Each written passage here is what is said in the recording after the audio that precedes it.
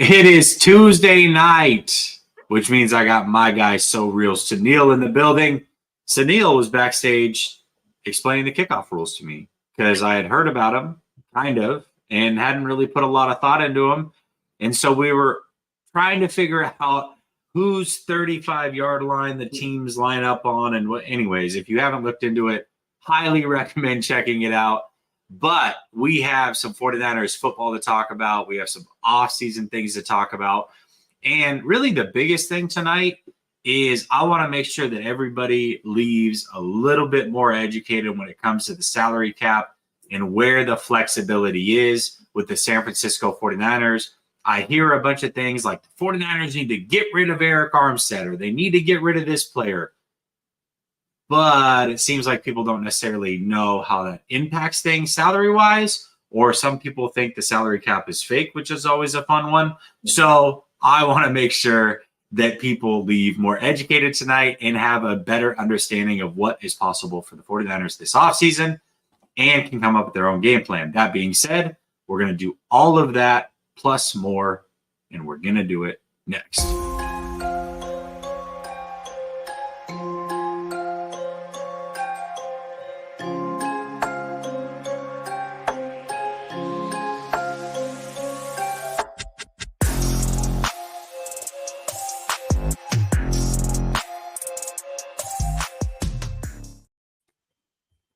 I just realized that I was using the wrong mic. The whole time I was using the mic. So hopefully this sounds better. Hopefully that made sense to everybody. I don't know how good the sound was. There we go. Sounds like your ear pods are. Okay, there you go. There you go. Hey, appreciate y'all. Hopefully you understood what I was saying. It was actually going through my camera, I think, not my ear pods. I looked over and realized that my mic was off. Either way, welcome back to Last Second Sports. We're here giving you our take down to the last second. And as I said, it is Sunil's night to be here on Last Second Sports. Sunil, my guy, what's up, man? How you doing? Yeah, sorry about that. You know, I got kind of excited. I was watching. It's a great video from Pat McAfee on his show on YouTube. If you guys want to learn a little bit more about the kickoff rules that are seemingly going to be passed through. Seems like the NFLPA, the league, and everybody's on board.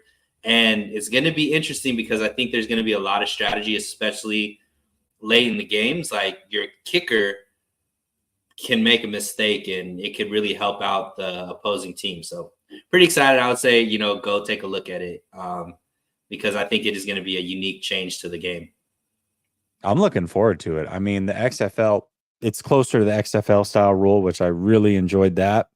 And one thing about the kickoff rule this year is nobody returned kicks. So It was kind of pointless. Anyways. All right.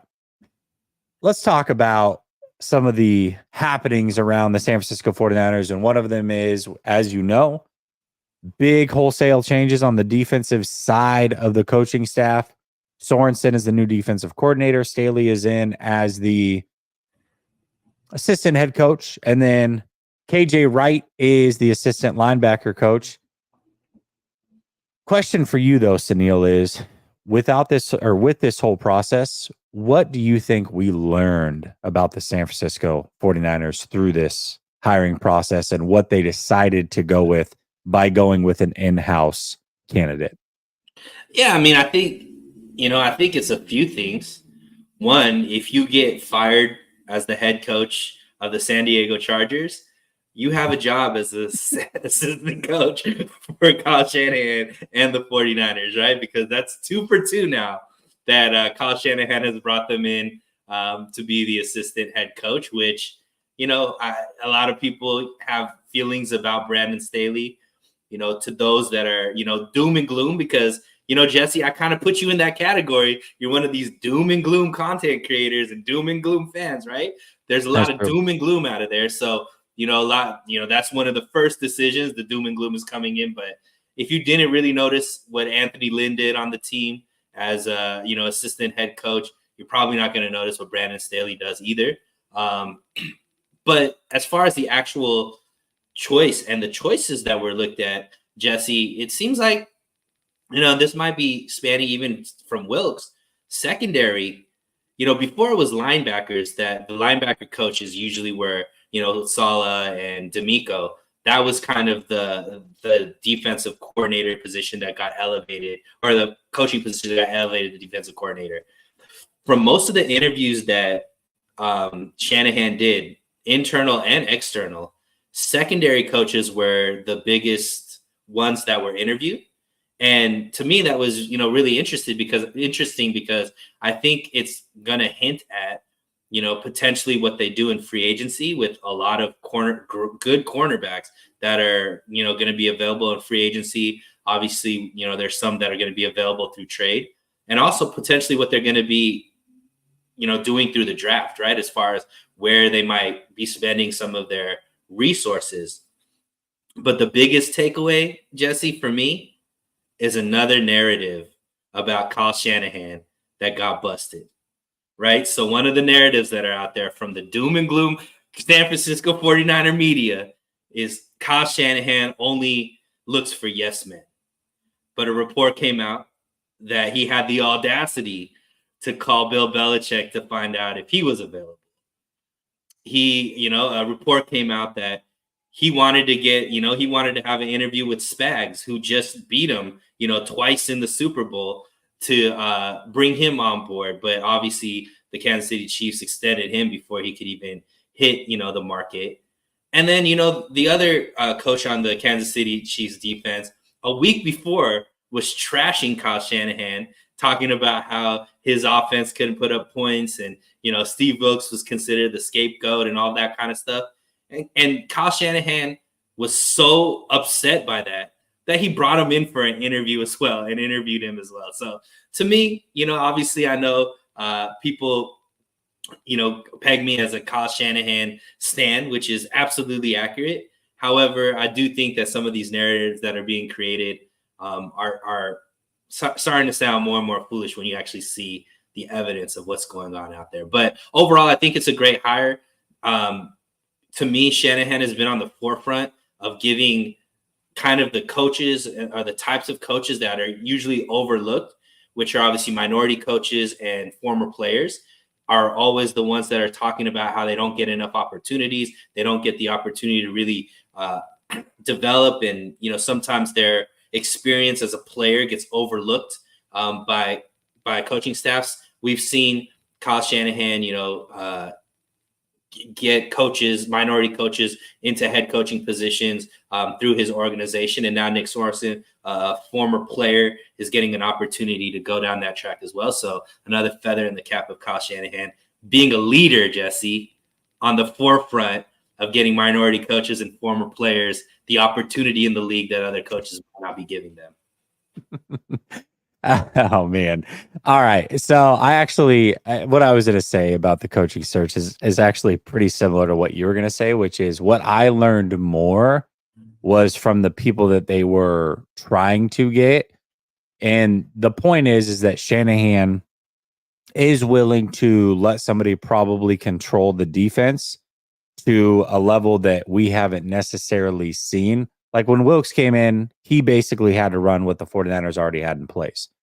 But going after a guy like Spagnuolo or going after a guy like Bill Belichick, you have to give them full control, which means things that you have in place are going to have to change. And I do appreciate that fact that he was willing to go after those big fish. On the flip side, I think he knew as well as we did that as soon as Wilkes was fired, the likelihood of landing one of those guys was very slim to none. And for me, at least, nothing against Sorensen. And Sorensen might be really, really good. And I'm not going to act as if I know a lot about Sorensen, other than I do remember him playing for the Jaguars way back in the day. But other than that, I don't know a lot about him. I don't know about his temperament. He might end up being really good. But just from a resume perspective, there were other coaches that they did, in fact, interview that had a much crisper resume. And so for me, I'm a little bit curious about that. It's like, okay, well, if you're willing to change for maybe a Bill Belichick, that's awesome. But if there are better candidates out there, why wouldn't you be willing to tweak or change to get the better candidate instead of just going with somebody in-house that has only been here for a couple years. So at least, again, on the surface, it looks really good. The reality was, I don't think they ever had a chance at those guys. I think Kyle knew that they didn't have a chance at those guys. And there were some good candidates that were interviewed that were outside this building that were not hired. We'll see long term. We'll see if it ends up working out. Maybe Sorensen is clearly the right pick. And maybe Sorensen does an awesome job. And the pairing with him and Staley is exactly what we need. But when Wilkes was let go, if I can make a video within minutes that says, hey, there's only one right choice, like if you're betting your money, go with Daniel Bullocks. But really what I was saying was go with somebody in-house. That's going to be what it is. Then we have this big, long, drawn-out process of, oh my gosh, this guy was interviewed and that guy's interviewed, and look at this and look at this guy. And they still went in-house, which is exactly what we pretty much thought was going to happen the whole time. And it was 2 or 3 weeks of fluff is the way that I look at it. So I don't know. That's just my opinion. Let me ask you this. Out of the guys that they did interview, knowing what you know, would you have gone with Sorensen or would you have gone with one of those other guys? I don't know. Like, obviously, I think there's more to look at than just the resume as far as like personality fit.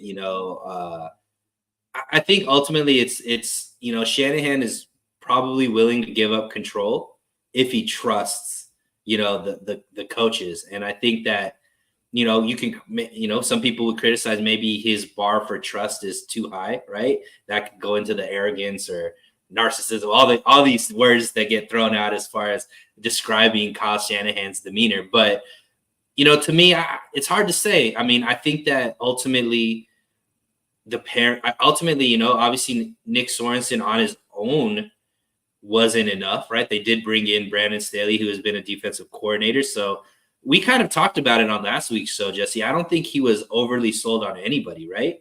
Otherwise, I don't think it would have taken 3 weeks. Even though, you mentioned it's just all fluff and he ended up going. I think this wasn't ideal for him, right? I think he wanted somebody different, somebody that he could just trust and maybe give all of that responsibility away, because he probably does want to focus on the offensive side a little bit more and, make sure that that's going all full speed ahead. But ultimately, like you said, those candidates weren't there and weren't available, or the ones that he interviewed, he didn't necessarily feel were that much better than what he had in-house. And ultimately, I think if it was the tie goes to the in-house team, and I think that's kind of what happened. Yeah, most certainly. Most certainly. And like I said, I mean, I can't say for sure that one guy would have been better than the other. So I'm not like up in arms over it. I just think all I can look at is the resume, because I'm not in the interviews. I'm you know what I mean? So just looking at the resume, I know that some people had a much better resume, and it is what it is though. I mean, they could have easily made the right hire here. And I think looking back on it, initially I said Bullocks. Sorensen actually was the smart money the whole time, because when you look at it and how you have to sell this to the fan base, there's a reason that Staley's not your defensive coordinator. That's a really tough sell to the fan base, even if that's who they wanted, because he just got fired. His defense was talented with the Chargers, but it underperformed for a big stretch. They just gave up 63 to the Raiders. Then he was fired. And Bullocks had been here the whole time Shanahan was here. So if Bullocks was the guy that you hired this year, but you didn't hire him last year, that wouldn't make a lot of sense, to where Sorensen last year was just his second year here. So you could say, hey, yes, he was in-house, but really we didn't know enough about him to make him the hire last year.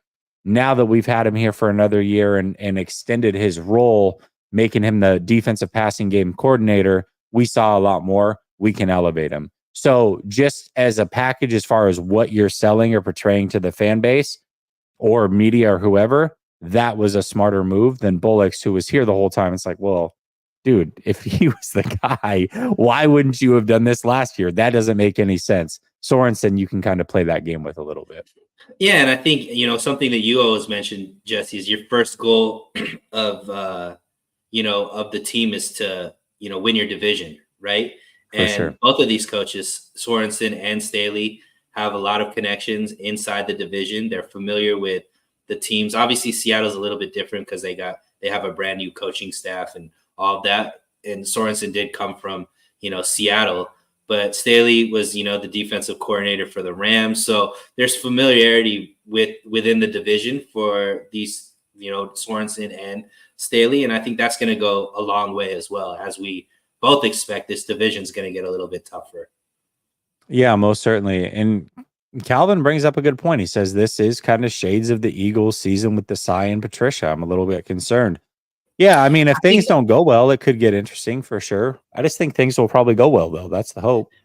And I also think that those are two. So with the Desai and Patricia hires, right, there's no familiarity within the division. There's no familiarity within the system. I think that this is much different because Sorensen does have familiarity with this team, former player, and Staley, obviously a former head coach, defensive coordinator with the Rams. Like, to me, I think it's a lot different. Also, I have a lot more faith in Kyle Shanahan than I would in Sirianni. Yeah, most certainly. All right, let's get to a couple super chats. Brother Bob's that wants to know if you still love Kyle Levy. I think you got your answer, Brother Bob, in the first few minutes. The answer is clearly yes. Official BNA Music says calling Spags and BB doesn't get rid of the allegations. Those calls were DOA. Spags has been getting a good rep off of spinning the block on Kyle. Fair enough. Let's see. Not fair enough. That's always fair enough. That's the type of mentality. You're always gonna have the same thought process about Kyle Shanahan. He could do nothing right. He could win a Super Bowl. He could win a Super Bowl. But then what? All the allegations change. If he wins with this coaching staff now, all of a sudden, oh wait, yeah, why not? Yes, man, he doesn't. All right, why not? Then it's clown show. Copenhagen says Jesse, the 49ers schedule looks like 11-6 here. That's exactly what I said. But this is why you have to wait for the actual schedule to drop. We know the opponents, but you have to wait for the schedule to drop because your opinion can drastically change to where if you look at it and say, okay, well, I think they're going to lose to X team or they're going to beat X team. And then all of a sudden the schedule comes out and you're like, well, hold on a second. That's coming off of their bye. It's a short week for us. I had us winning that game, but now I have us losing or vice versa. So there's travel and things that play into it. But just on the surface, I agree. 11-6 seems very fair based off the opponents for now. Also, Jesse, this offseason is interesting because of the quarterback situations, how many people are cutting people due to cap situations. Like, we don't know what these teams are going to look like. Like, there's teams out there that are going to get pretty decent upgrades at quarterback that can ultimately change, like a team like the Falcons.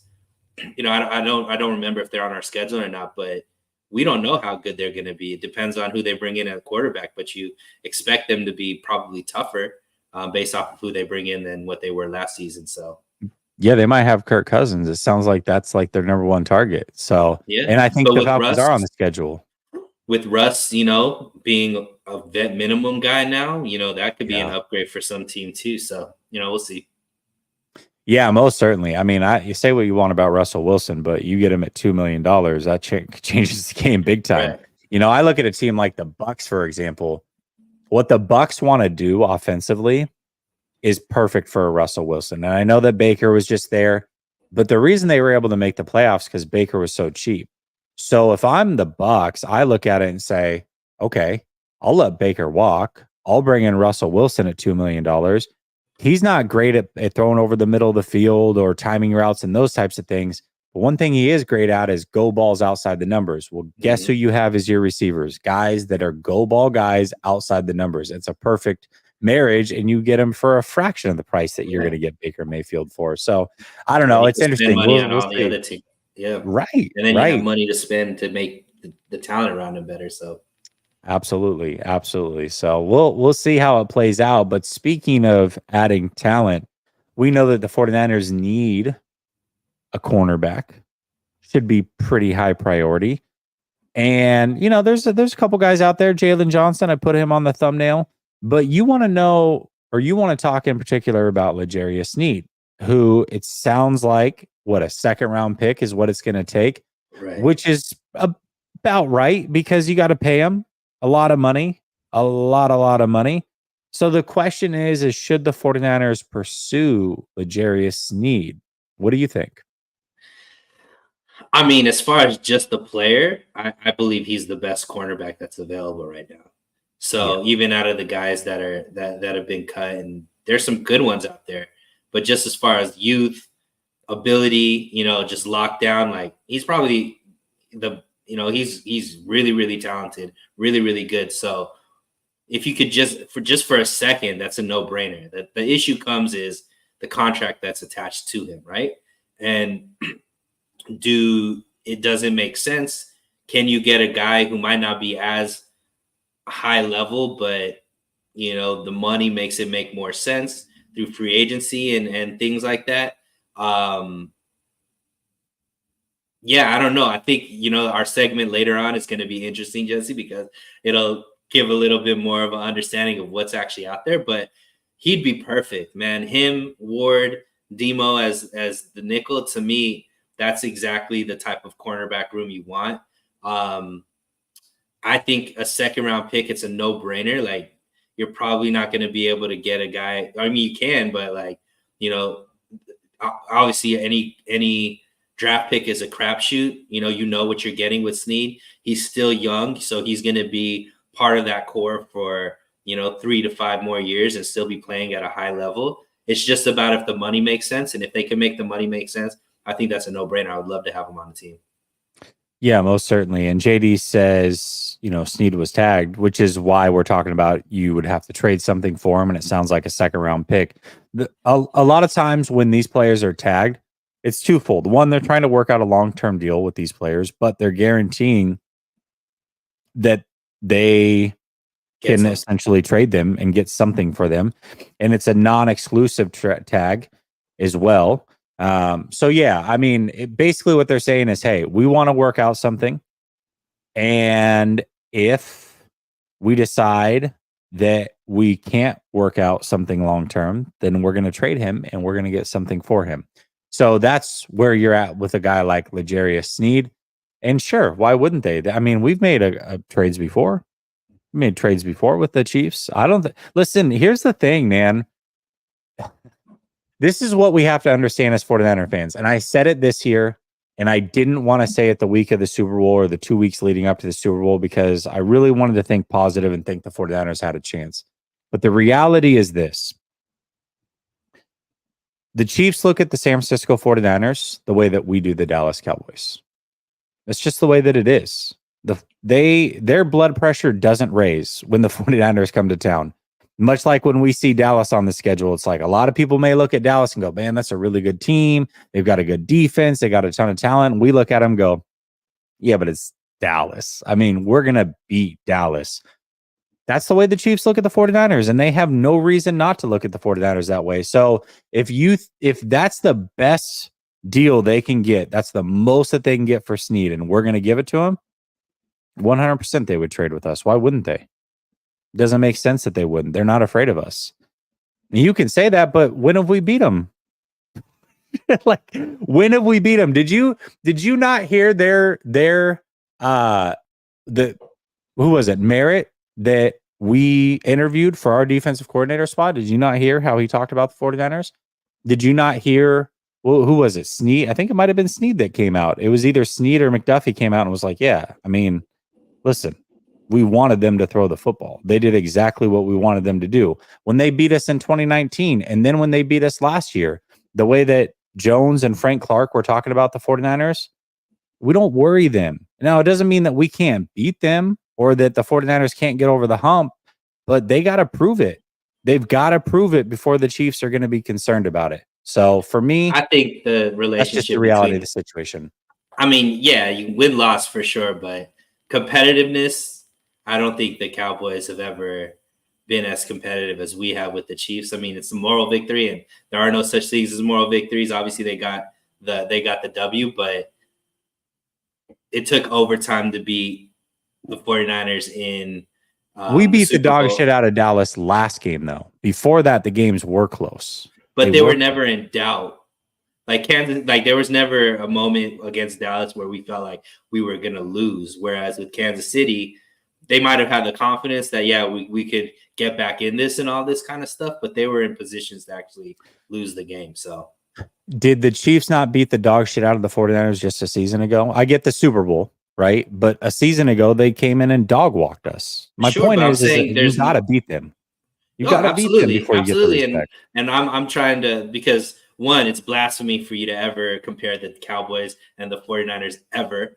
I mean, I guess. Doom and gloom, but ultimately, yeah. I mean, look, Kansas City has known they're gonna have be full of confidence going up against the 49ers because the 49ers haven't figured it out yet. But to say that they feel like we feel about the Cowboys, I think we strike way more fear in Kansas City than Dallas does in us. Okay. So to make everybody feel better, what team do we look at the way that the Chiefs look at us? Like that we beat every single time we play them, but the games are a little bit closer. The Rams. I think possibly. Oh wait, no, the Rams Eagles. beat us in the playoffs. Can't be them. Yeah. The Eagles have beaten us, but I mean, I don't think there's an exact apples to apples comparison.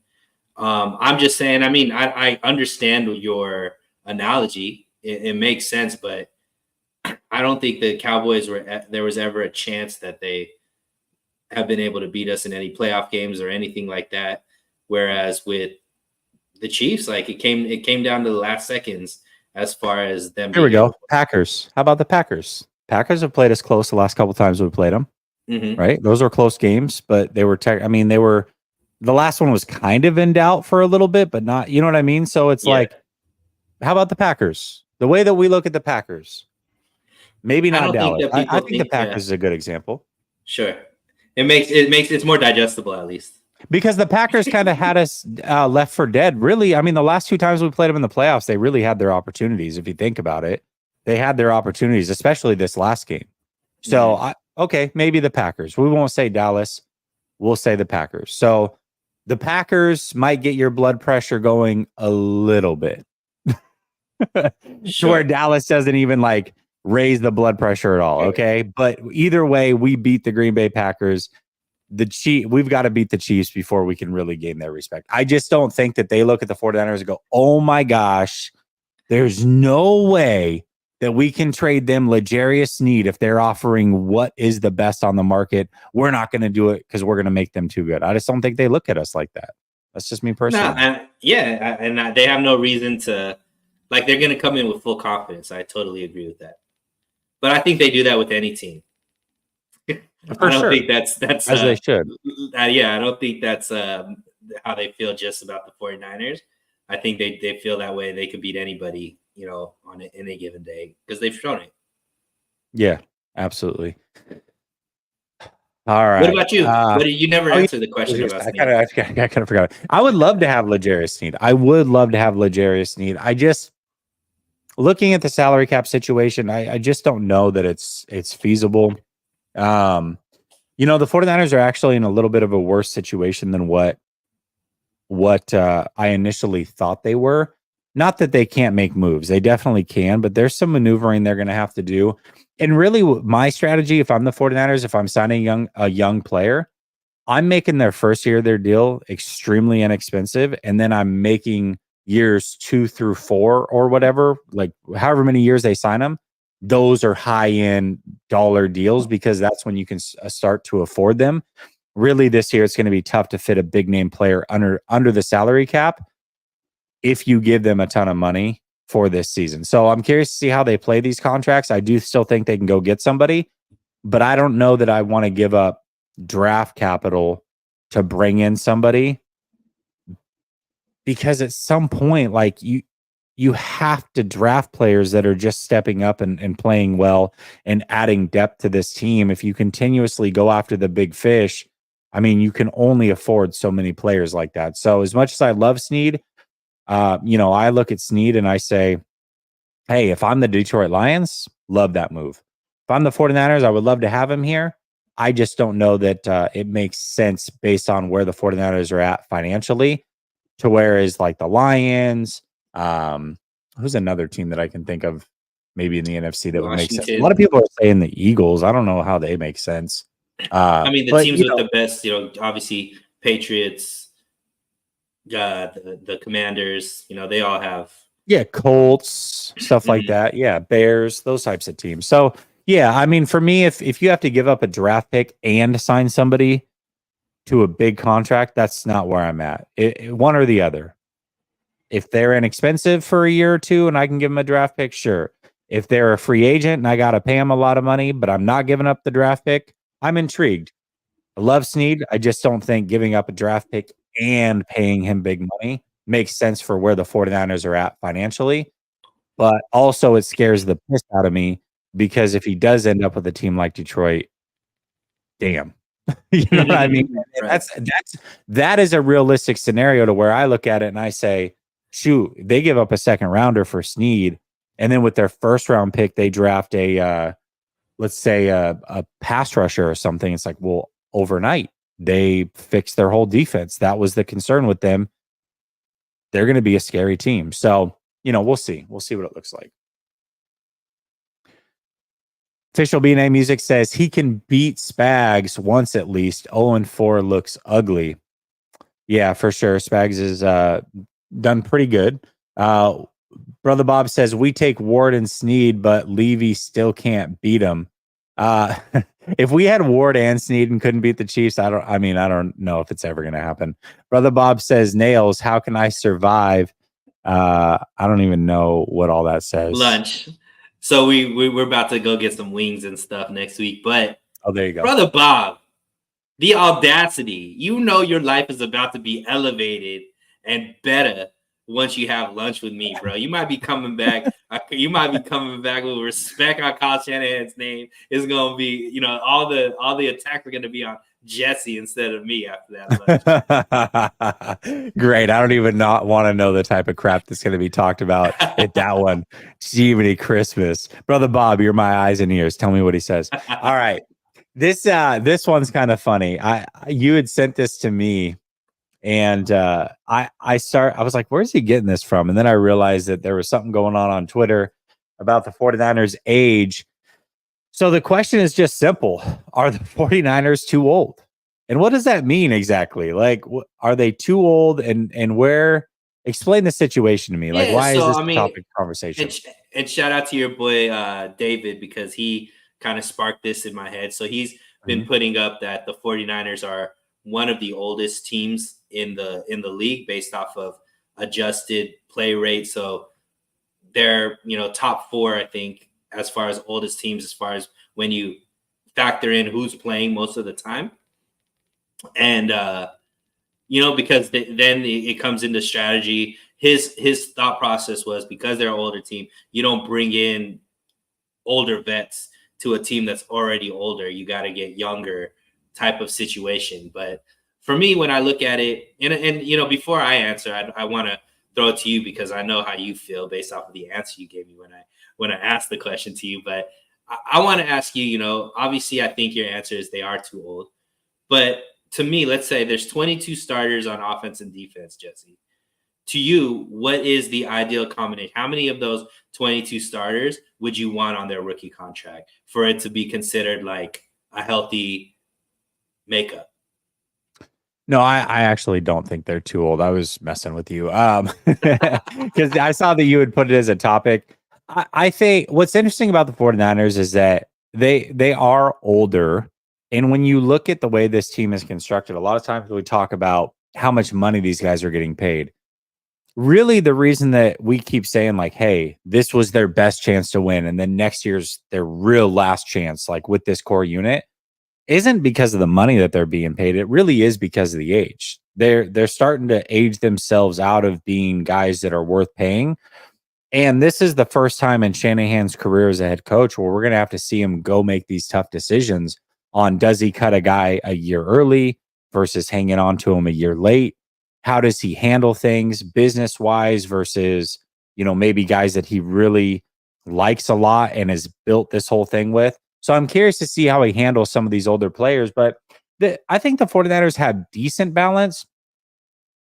Where the 49ers are on the verge of potentially being in trouble is with a trade like a L'Jarius Sneed or Patrick Surtain. It's like, yes, that's awesome. You're adding a lot of talent, but if you're giving up draft picks to do it also, there's only so much that you can add that way, and you have to have depth. And what we saw from the 49ers this year is at times after 5 and 6 week stretches, they did look a little bit old, and they did look like they could use a bye week to kind of get over the hump, especially defensively.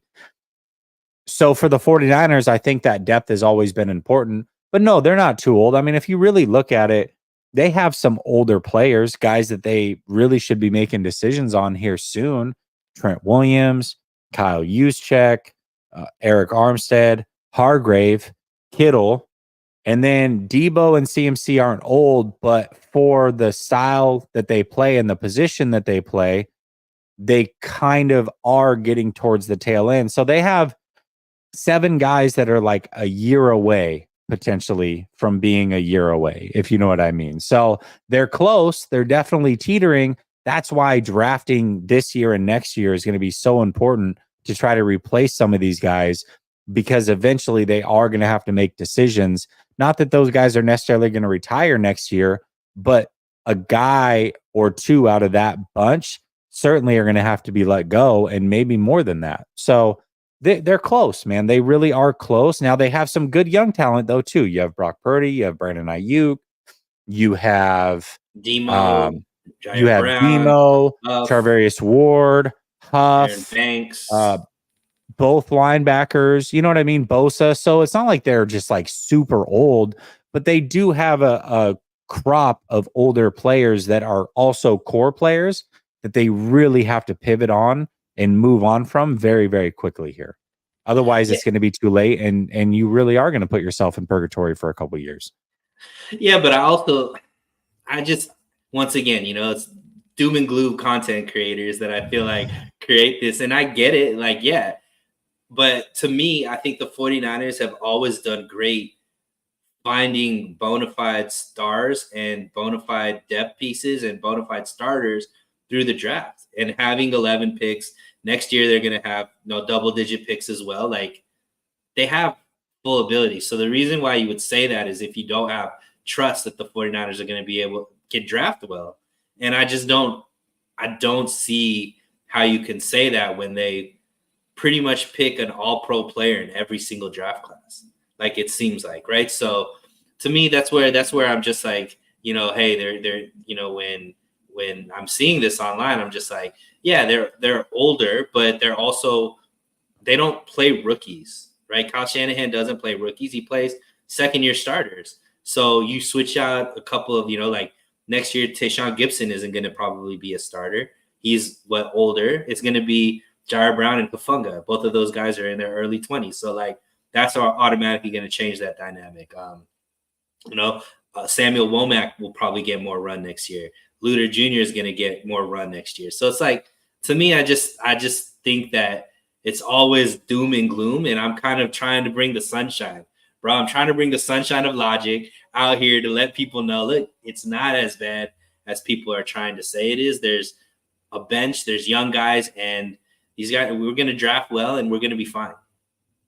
I don't think, I mean, at least I'm not trying to sell it as doom and gloom. Hopefully that's not the way it's coming across. I'm just saying that those guys that I mentioned are guys they have to make a decision on in the next year. They do. I mean, it's just the reality of the situation. You either continue. Let me ask you this. Players that are on this team, just realistically, and looking at how the NFL has always operated, out of, let's say, the 10 best players on this team, how many of them do you think realistically are going to retire as San Francisco 49ers? So can we go through them, because it's hard just to give a number? I think Trent is going to retire. Fred Warner will retire. I'll give you Trent. Bosa will retire.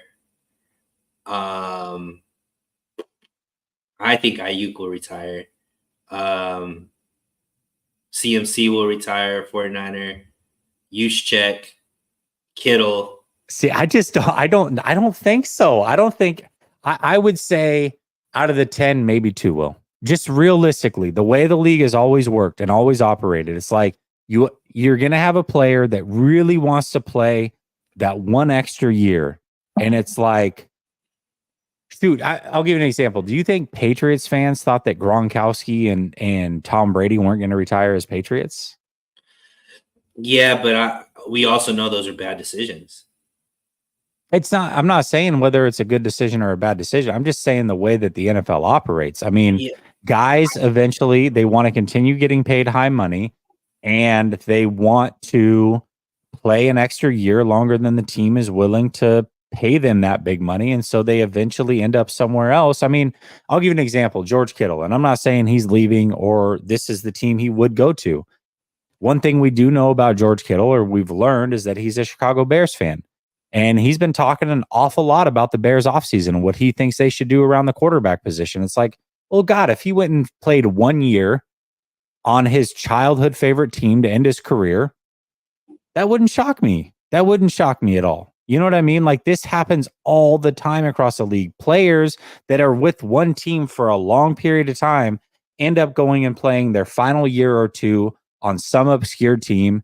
And that's that, you know? So saying that we think all these guys are going to retire 49ers, it's not realistic. So that means naturally they're going to have to make a decision. Like Trent, for me, that's the one where I'm like, probably, yes. Trent Williams, I think, being where he's at, how much left is on his contract, I think Trent probably is like the one guy. The rest of them, it's like, bro, in 10 years, I don't know where Bosa is going to be. I don't know what, you know what I mean? Like, it's impossible to say that. It's true. And I mean, you make a good point. It's just, you know, I just think that this culture is a little bit different. And, you know, maybe I'm being unrealistic because I do think a lot of these guys will take discounts to stay here rather than go elsewhere to play just because of that culture. So. Yeah, I mean, there you go. Decades, Montana, Rice, Craig, Rathman, Lott, they all went to other teams. It's just the way the NFL operates. And that's not a knock on the 49ers and like, oh man, they can't keep their guys. It's really not about that. That's just the reality of the NFL. Like, most of these guys are going to play somewhere else for a year or two before they retire. And that's the right move. By the way, that is the right move. Paying Eric Armstead a crap ton of money to play his 10 games a year and not be effective for most regular seasons at the age of 34 is not going to be good money. That's not a good decision. I think we're talking two different things. Like, to me, I'm not extending these players. But you're going to have to if you want them to retire here. And I guess maybe that's it. Like, do I think that they are worth another contract is a different question than do I think they're going to retire? Because you're assuming they still want to play. I don't know that. That's up to the player. But yeah, if they still want to play, there's certain players there that I wouldn't extend. Armstead is one of them. But that's what I said. And we're going to go over it in a minute. I have the whole thing laid out for everybody. I want to, so you'll be able to see when their contracts expire. And when you look at it, you're going to be like, okay, so at the end of 2026, do you think this player is going to retire? And if not, do you think the 49ers should extend them, right? And you're going to be like, yeah, probably not. Like, they probably are going to want to play, and I probably wouldn't extend them. And it's like, yeah, that's the right move.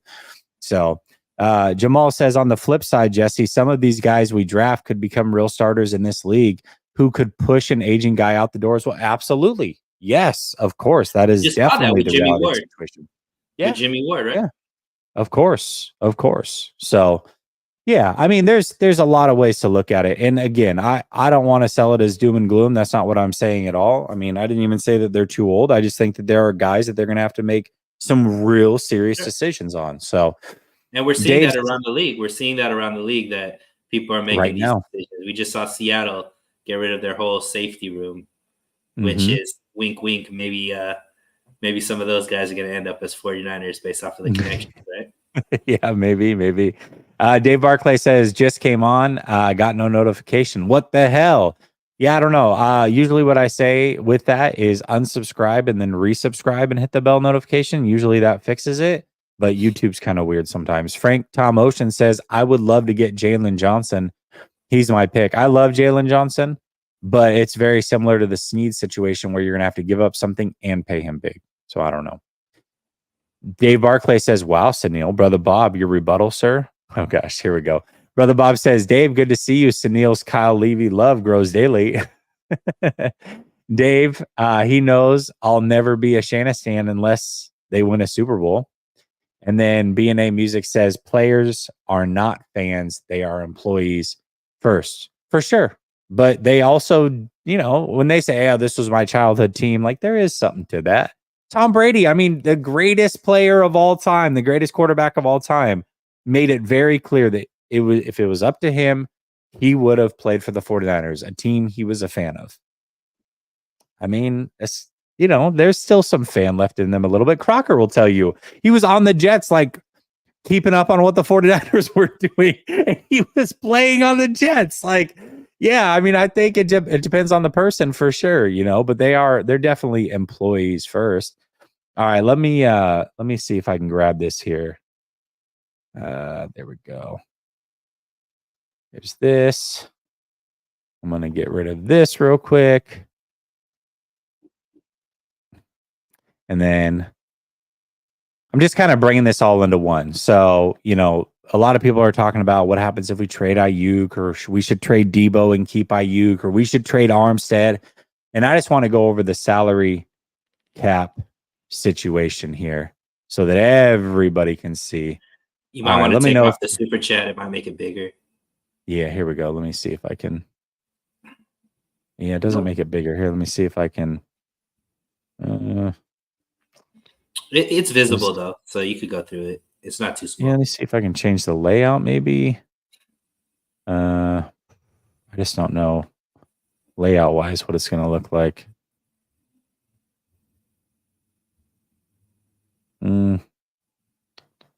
It works. Hold on, let's see one more thing here. Hold on, I got one more trick up my sleeve that might work. There we go. That bigger? That's better. Yeah, it's a little bigger. Okay. All right. We'll do that. Okay. So this is what I laid out. I'm not going to do it with every single player, but the ones that are constantly in question are the players that I put it here. So the highest paid players that are maybe aging or makes sense to kind of restructure and free up some money. So here's the 49ers current situation, cap situation. And this is according to Spot Rack. So I know that Over the Cap has a little bit different figures, but bear with me, it's roughly the same. So currently the 49ers are about $3.5 million over the cap. They have to figure out a way to get under the cap before free agency starts. $3.5 million is very easy to clear. There's multiple ways they can do that. We're going to talk about that in a minute. Also, keep in mind that their rookie class is going to cost them about $11 million. So they have to have $11 million available to them to sign their rookie class based on the picks that they have now. Now, if they make a trade and they add picks, or if they trade multiple picks to move up in drafts, that'll fluctuate. But right now, roughly about $11 million. So those are two figures that you've got to keep in mind. Now, what you're going to see here is you're going to see the players I've got listed. You're going to see the number next to them is the 2025 savings if you trade them before June 1st next year, not this year. All right. So that way we can compare it. And then you're also going to see their free agent year. So I'll give you an example. All right. We were talking about players that are going to retire here. George Kittle is a free agent in 2026. He'll be 32, 33 at that time. I think it's feasible that George Kittle can continue to want to play, but also that we shouldn't give him an extension. You agree or disagree, Sunil? Disagree. Okay. Yeah, I'd give him an extension. Okay. I think George Kittle, when you look at people, I think have this misnomer that he's always banged up, but he only misses like 1 or 2 games per season. And he's still playing at an elite level. And even if he drops off a little bit, which he hasn't yet, he actually had a better season this year than last. But if he drops off even a little bit, I still think he's better than 80 to 85% of the tight ends out there. Okay. Well, Eric Armstead's a free agent after this year. He gets no deal. Would you resign him? He gets no deal for you. Okay. Debo Samuel, free agent in 2026. No what do you think? Okay. Obviously, I think Trent Williams we agree he would retire here. Let's see who else.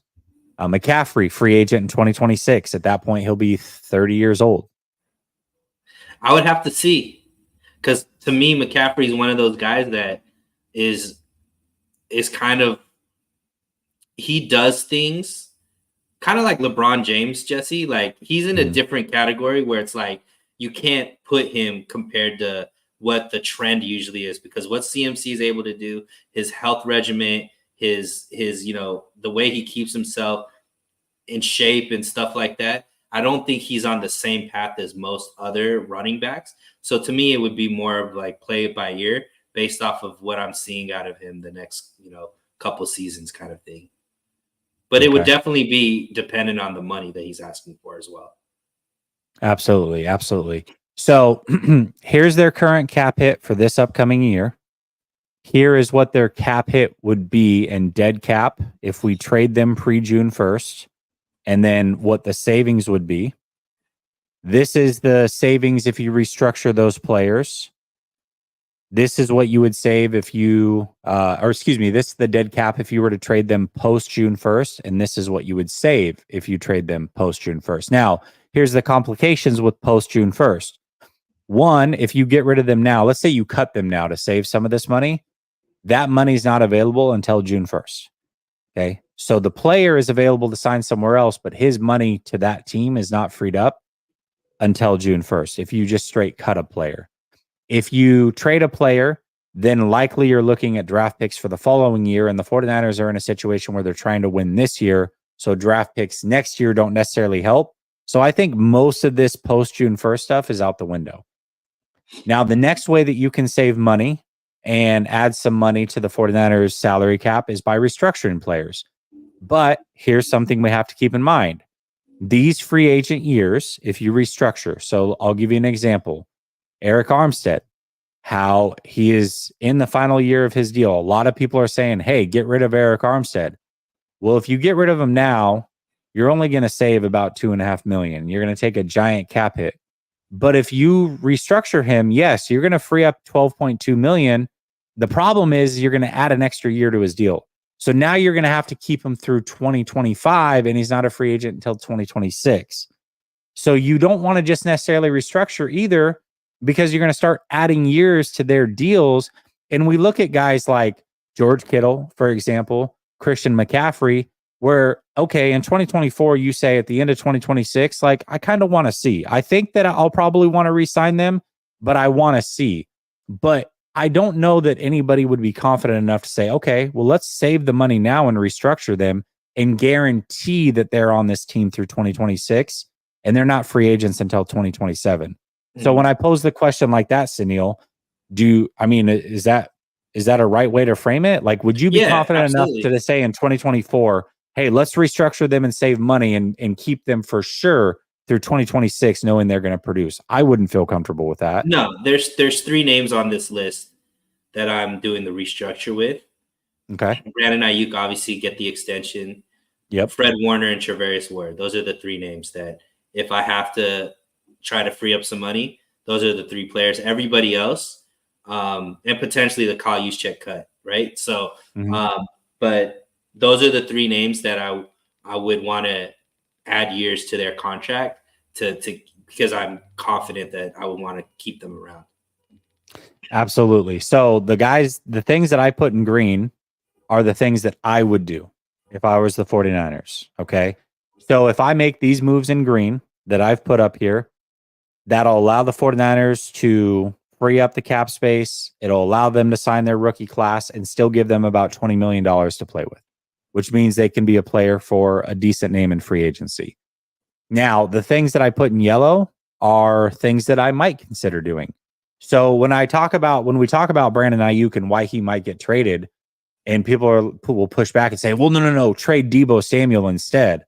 Well, Brandon Ayuk is the most easy contract to trade because, as you can see here, there's zero dead cap.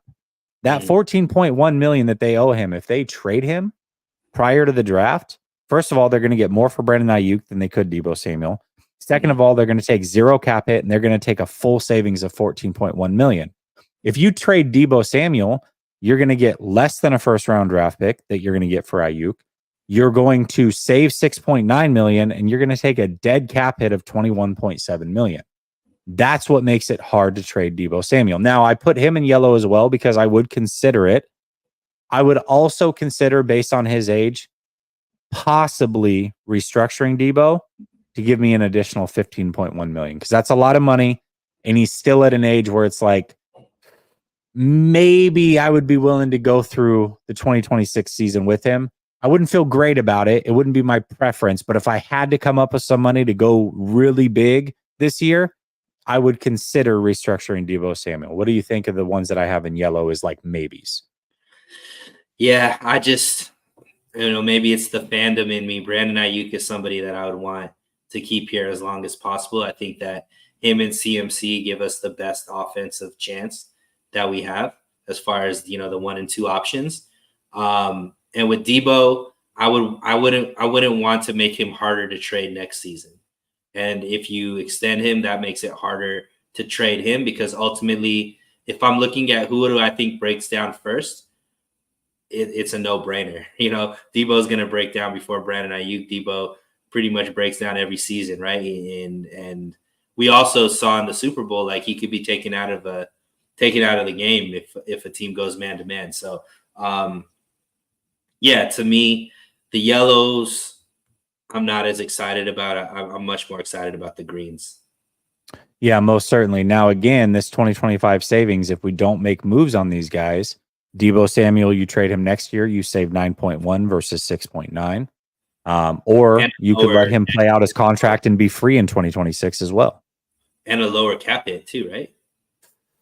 The cap hit is I don't know what it would be in 2025. I'd have to look at it, and I don't have that on this sheet. I'm just saying this is instead of trading him this offseason before June 1st, or before the draft, I should say, instead of saving 6.9 million, you're going to save 9.1 million. So yes, I would assume that the dead cap hit would be less with that as well. Yes. So just calculating, let's say they did the green. Did you figure out exactly what that number is? It looks like what? Yeah. So if you do the green, you factor in your rookie class, you factor in what you're currently over the cap.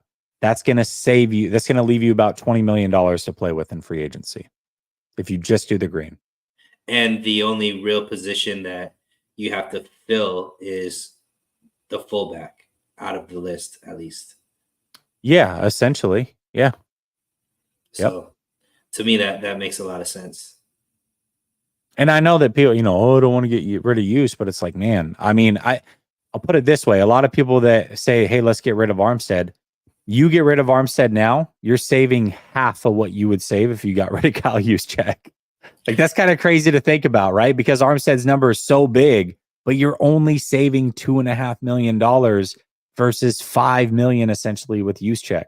Yeah, and that's somebody who you can. I don't know how the rules work. Like, if you cut somebody, can you automatically re-sign them back, or is there like a waiting period and stuff like that? So, Juszczyk might be the type of guy who loves it here in San Francisco, loves the system, loves the team. Maybe would understand and would come back for a cheaper deal type of thing. Yeah, absolutely. Absolutely. So for me, I just wanted to kind of lay out, that way we can have, intelligent conversation about who we should move on from, who we shouldn't move on. And if you have an opinion on it, that's great, but at least know the ramifications. You can't just get rid of people to get rid of people. I mean, you really would be in financial hell if you get rid of certain players like Javon Hargrave right now, right? If they're like, oh man, he just didn't live up to expectations, cut him or trade him. Okay. But now you're paying $9 million more just to get him off the team than you are just to keep him on the team. So there really is that give and take. You know what I mean? There just is. And some of these other guys, like, yes, it would be awesome to save $18 million if we just got rid of, or $22 million, for example, if we got rid of Deebo post June 1st. But are you a better team by doing that? Probably not. Who are you going to replace him with? You're trading him for a future pick if you do that, or you're just going to cut him and get nothing for him. So, it's a big number, but it's not a likely number that the 49ers are going to chase, especially this year. Yeah. This actually makes me feel better about the 49ers situation, because I do think like they've timed it out in a way where the decisions aren't actually that hard, if that makes sense, because the guys that you're going to let walk are actually, you're already seeing the decline in them. The guys that would be tough decisions are still playing at a high enough level where you're not worried about them for the next few years. Like, I know you think, CMC and Kittle are tough choices that they're going to have to make, but in my eyes, I don't see any fall off with those guys yet. We're going on projections, which obviously you have to take into consideration, but eye test wise, it still feels to me that they have, a few more years left in them where, it's still safe to say that they're productive players. So. Yeah, that's completely fair. I just, especially at the running back position, man, it's so tough because you do see the major fall off sometimes around this age. So I don't know. We'll see. We'll see ultimately what they end up doing. I mean, I think this year, I would be shocked for sure if we don't see a Fred Warner, a Charvarius Ward restructure, and then obviously we know that Ayuk's either going to get extended or he's going to get traded. So this is going to happen either way. They're either going to get the 10.4 or the 14.1. We know that. And then I would assume they're going to for sure do these two. I also think that they're going to choose one of these other guys that are either in the yellow or guy that we don't want to see them do this with. And I think they're going to choose one of them and probably do the same thing to get even more money personally, but we'll see. Not that I'm advocating for it by any means. I just think that that's likely going to happen. So, Parag math. Parag math. What's up, Coach? How you doing, man? So, anyways, it sounds like you and I are actually on the same page with that one. I didn't know that we would necessarily be, but I think it's pretty straightforward, I think right? some of those. I think, like I said, I think that ultimately the decisions aren't as tough. We, disagree on CMC and Kittle, but obviously. I don't think either of those contracts will hamstring the 49ers if they end up extending them, because they're not going to give them long deals. And I also don't think they're going to be expecting another big payout. It's going to be just maybe with some other tight ends later on in their career get type of thing. And I'm a big proponent of this 49ers culture is going to eventually pay off for the 49ers as far as these players looking at, hey, I'd rather play here than maybe go make a few extra millions somewhere else. I do think that that's going to be a payoff, that the culture that Shanahan and Lynch have built here and the team and all that kind of stuff. You see all of these players coming back, like an Azeez Al-Shaair and a Richard Sherman, who had most of his success with the Seahawks, but the way that he capes for the 49ers, you would think that he won his Super Bowl and was part of, had a nickname for his defense over here with the 49ers, which isn't accurate. It's just, I think there's something unique about the culture, Jesse, and there's going to be a payoff for it. And I'm hopeful that, some of these guys will give the hometown discount because they'd rather play here than go elsewhere. Yeah. I mean, maybe they can get a guy like Jimmy G to come in for one last ride. You know what I mean? Oh, let's ride. Let's ride. Dave Barclay says, fair enough, Brother Bob. I'm always good, sir. How are you? And then Brother Bob says, Sheets' cousin, good job with the color coordination. Yeah, there's no formulas or anything in there. I'm not a formula guy. I'm just more of a straightforward, hey, this is what it looks like. And Brother Bob says, Dave, I was good until Nails turned into Sheets Jr. You're so funny. All right, y'all. Listen, it was an awesome show. Sunil, thank you so much for joining me as always. Everybody in the chat, appreciate y'all. Make sure that you like and subscribe. Head over to Sunil's channel as well. So Real Sports Talk. Give him some love. And until next time, peace.